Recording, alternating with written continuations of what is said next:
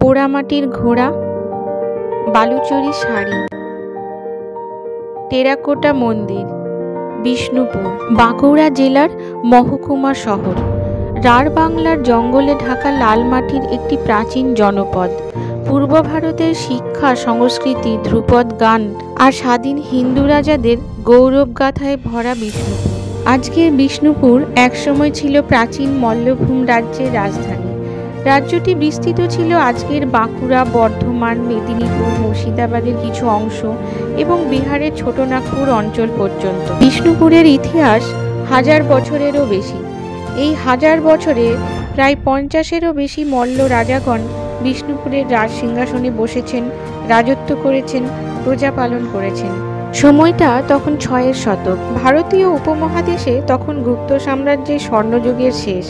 গুপ্ত সাম্রাজ্যের পতনের পর সমগ্র উত্তর ভারত ছোট ছোট টুকরোয় ভেঙে যায়। পাঞ্জাব চলে যায় হুনদের শাসনে। দক্ষিণ ভারত থাকে চোল ও চালুক্য রাজাদের শাসনাধীনে। মধ্য ও উত্তর ভারতের কিছুটা অংশ থাকে হর্ষবর্ধনের শাসনে। তারপর 1100 খ্রিস্টাব্দের শেষের দিকে মধ্য এশিয়ার তুর্কিদের আক্রমণের পরে ভারতবর্ষের ইতিহাসে ইসলামী শাসনের সূত্রপাত। রাজপুত রাজা পৃথ্বীরাজ চৌহান আফগান শক্তিকে কিছুটা প্রতিহত করলেও তা পুরোপুরি ঠেকানো যায়নি। পানিপথের যুদ্ধের পর দিল্লি সুলতানের হাত থেকে চলে যায় মোগলদের শাসনে। এরপর দিল্লির মসনদে একের পর এক সমাসীন হয়েছেন মোগল সম্রাট আকবর, জাহাঙ্গীর, শাহজাহান, ঔরঙ্গজেব। একসময় মোগলদের বিদ্রোহে মারাঠা রাজা শিবাজির উত্থান। এই পুরো সময়কাল ধরে বাংলার বনাঞ্চল বেষ্টিত ক্ষুদ্র রাজ্য বিষ্ণুপুর বীর হাম্বীর প্রথম ও দ্বিতীয় রঘুনাথ সিংহ, গোপাল সিংহ প্রভৃতি মল্ল রাজাগণের নেতৃত্বে আত্মস্বাতন্ত্র্য, অর্থনৈতিক স্বয়ংবরতা ও রাজনৈতিক আত্মনিয়ন্ত্রণ বজায় রেখে স্বাধীন হিন্দু রাজ্য হিসাবেই রয়ে গেছে। বাংলার মল্ল রাজারা ছিলেন স্বাধীন, তবে কিছু পরিমাণ রাজস্ব কর বিষ্ণুপুরকে অবশ্যই বাংলার নবাবদের দিতে হতো। মল্ল রাজবংশের উত্থান 694 খ্রিস্টাব্দে। রাজবংশের সূচনা রাজা আদি মল্ল রঘুনাথকে দিয়ে।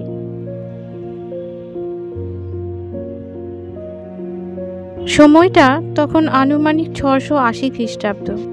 উত্তর ভারতের বৃন্দাবনের কাছে জয়নগর রাজ্যের রাজ্যচ্যুত রাজা তার রানীকে নিয়ে তীর্থ দর্শনের উদ্দেশ্যে পুরীর দিকে যাত্রা করেন। যাত্রাপথে কোতলপুরের কাছে লাউ গ্রামে পথ পরিশ্রমে অবসন্ন রানী অসুস্থ হয়ে পড়েন। একটি পুত্র সন্তানের জন্মদানের পরে তার মৃত্যু হয়। সদ্যজাত পুত্রকে এক ব্রাহ্মণের কাছে রেখে রাজা পুরীর উদ্দেশ্যে যাত্রা করেন। ক্রমে সেই বালক বড় হতে থাকে। একটু বড় হতে ব্রাহ্মণ তার শিক্ষার ব্যবস্থা করেন, তবে গোচারণ ও বাড়ির অন্যান্য কাজে সে ব্রাহ্মণকে সাহায্য করতে থাকে। একদিন গরু চড়াতে গিয়ে সে গাছের ছায়ায় ঘুমিয়ে পড়ে। বেলা বাড়ার সঙ্গে ছায়া সরে যেতে থাকলে সূর্যের আলো তার মুখে এসে পড়ে। তখন এক বিরাট ফণাযুক্ত সাপ তার মুখের আড়াল করে থাকে। এদিকে বেলা পড়ে এলে গরুগুলো নিজেরাই গোয়ালে ফিরে এলে চিন্তিত হয়ে ব্রাহ্মণ মাঠে গিয়ে এই অলৌকিক দৃশ্য দেখেন।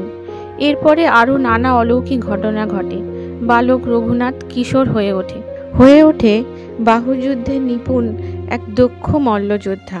সেই সময় প্রদ্যুম্নপুরের দোর্দণ্ড প্রতাপ রাজা নৃসিংহদেব মল্লবিদ্যায় রঘুনাথের অদ্ভুত পারদর্শিতা তার দৃষ্টি আকর্ষণ করে।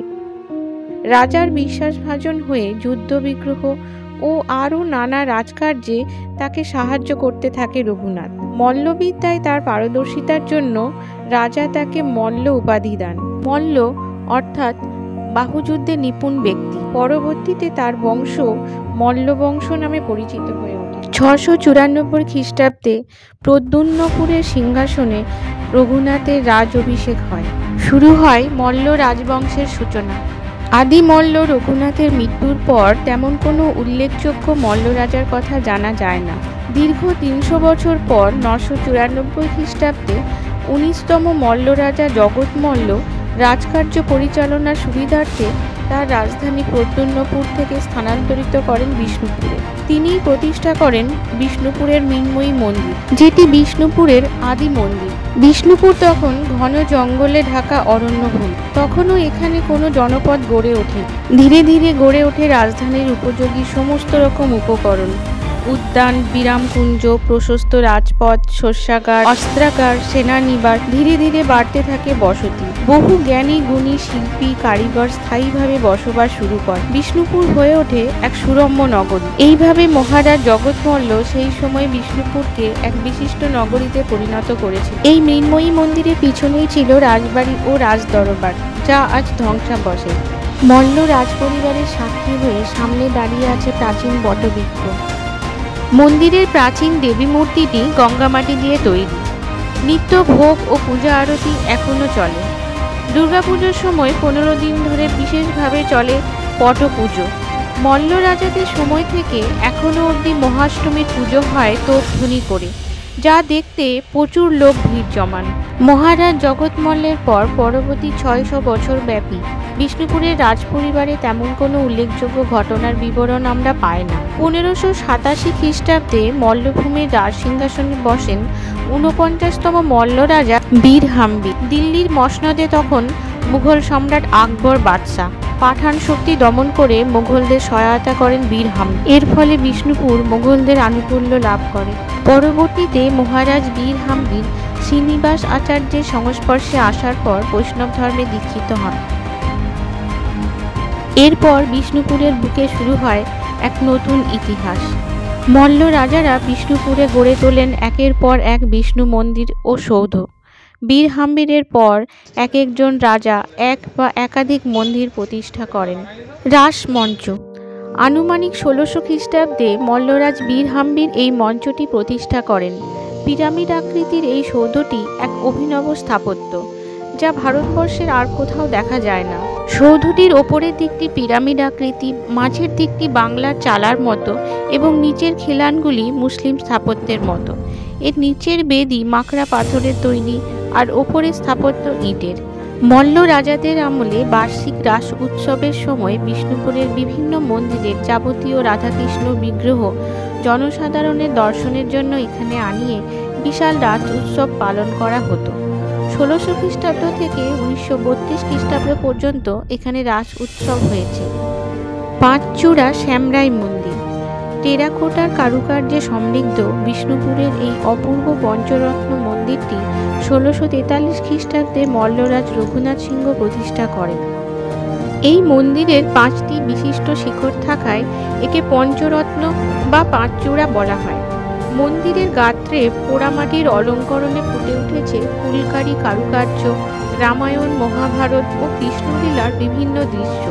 শুধুমাত্র ঢালু ছাদ আর চূড়া শীর্ষগুলি ছাড়া বাইরের ও ভেতরের দেওয়াল, এমনকি ছাদের নিচের তলও কারুকার্যযুক্ত।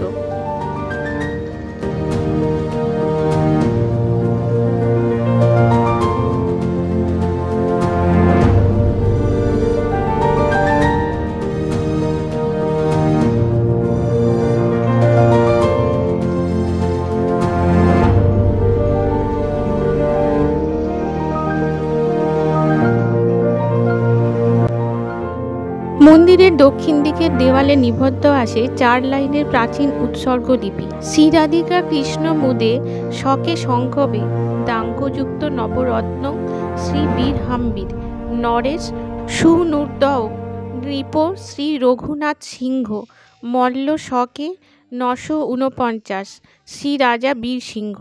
অনুবাদটি হল রাধাকৃষ্ণের আনন্দের জন্য নরেশ বীর হাম্বিরের পুত্র নৃপ রঘুনাথ সিংহ 949 মল্লাব্দে এই নবরত্ন মন্দিরটি দান করলেন।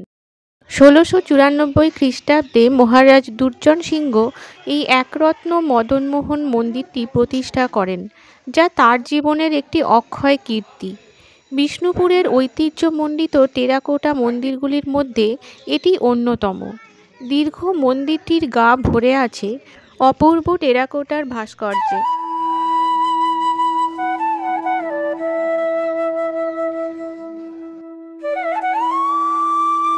নিচের দিকে রয়েছে পশু পাখি, কৃষ্ণলীলা, দশাবতার ও আরও নানা পৌরাণিক কাহিনী।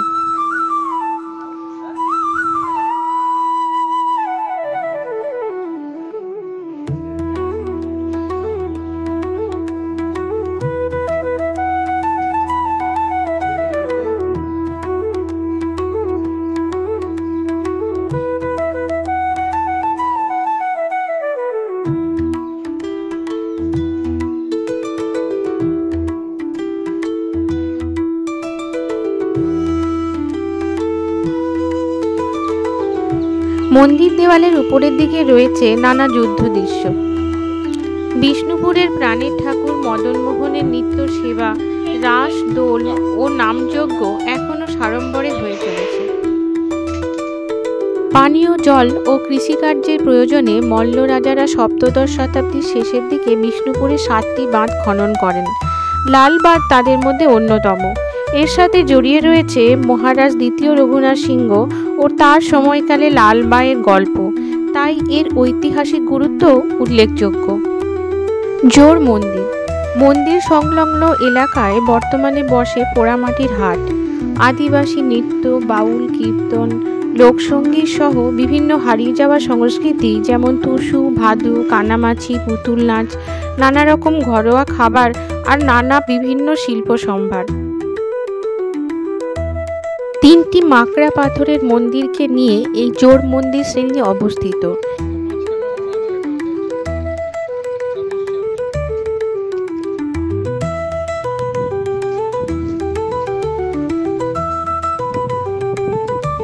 এই 3টি মন্দিরই মল্লরাজ গোপাল সিংহের দ্বারা 1726 খ্রিস্টাব্দে প্রতিষ্ঠিত হয়।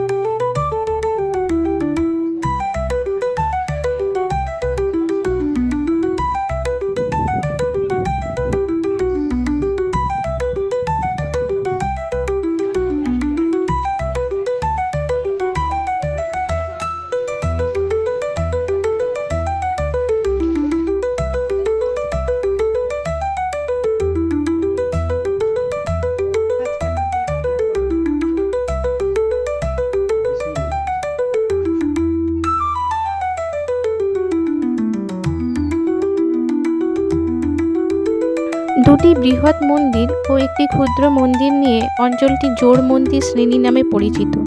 একরত্ন মন্দিরগুলির মধ্যে এটি অন্যতম।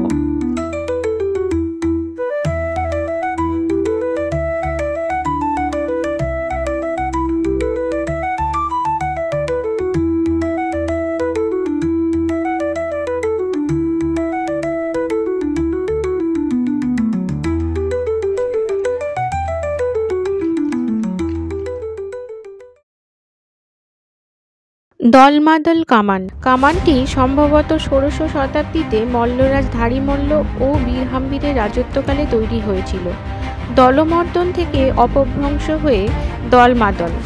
দল শব্দের অর্থ শত্রু আর মর্দন শব্দের অর্থ দমন। 1742 খ্রিস্টাব্দে মারাঠা সর্দার ভাস্কর পণ্ডিত যখন বাংলা লুট করার জন্য বিষ্ণুপুরে হানা দিয়েছিলেন তখন এই কামানের ব্যবহার হয়েছিল। আর মানুষের বিশ্বাস ভগবান মদনমোহনই এই কামান দেগে মারাঠা বর্গীদের বিতাড়িত করে বিষ্ণুপুরবাসী ও তৎকালীন মল্লরাজা গোপাল সিংহকে রক্ষা করেছিলেন। 63টি লোহার আংটা পেটাই করে এই কামান তৈরি হয়েছিল। দৈর্ঘ্য 12.5 ফুট ও মুখের ব্যাস প্রায় 1 ফুট। বিষ্ণুপুরে কামানের ব্যবহার যে প্রচলিত ছিল এবং রাজশক্তি যে কত প্রবল ছিল তার প্রমাণ এই কামান। মল্ল রাজাদের অনেকগুলি কামান ছিল। মল্ল রাজারা ব্রিটিশ শক্তির গাছ থেকে এই মহাশক্তিধর কামানগুলিকে গোপন স্থানে চিরতরে লুকিয়ে রেখেছিলেন। 1919 খ্রিস্টাব্দে এই স্থান থেকে কামানটি অর্ধেক পোতা অবস্থায় উদ্ধার করা হয়। এরপর ব্রিটিশ সরকার পর্যটকদের আকর্ষণের জন্য এটিকে বেদির ওপর স্থাপন করেন। মহাকালের চক্রে কোনো কিছুই একভাবে থাকে না। বিষ্ণুপুরের শৌর্যও একসময় বিকিয়ে গেল। মল্ল রাজা চৈতন্য সিংহের মৃত্যুর পর ইস্ট ইন্ডিয়া কোম্পানির রাজত্বে 1806 খ্রিস্টাব্দে বর্ধমানের কাছে বিষ্ণুপুর নিলামে চলে যায়। বিষ্ণুপুরের মল্ল রাজাদের গৌরবগাথা থেকে গেল মন্দিরের সৌধে মানুষের মনে। মন্দিরে, দুর্গে, লাল মাটিতে কান পাতলে শোনা যাবে আরও অনেক কাহিনী। 1903 থেকে 1929 খ্রিস্টাব্দ পর্যন্ত বিষ্ণুপুর সিংহাসন শূন্য অবস্থায় থাকে। অবশেষে 1930 খ্রিস্টাব্দে মল্লভূম তথা বিষ্ণুপুরের শেষ মল্ল রাজা শ্রী কালীপদ ঠাকুরের বিষ্ণুপুর রাজ সিংহাসনে অভিষেক হয়।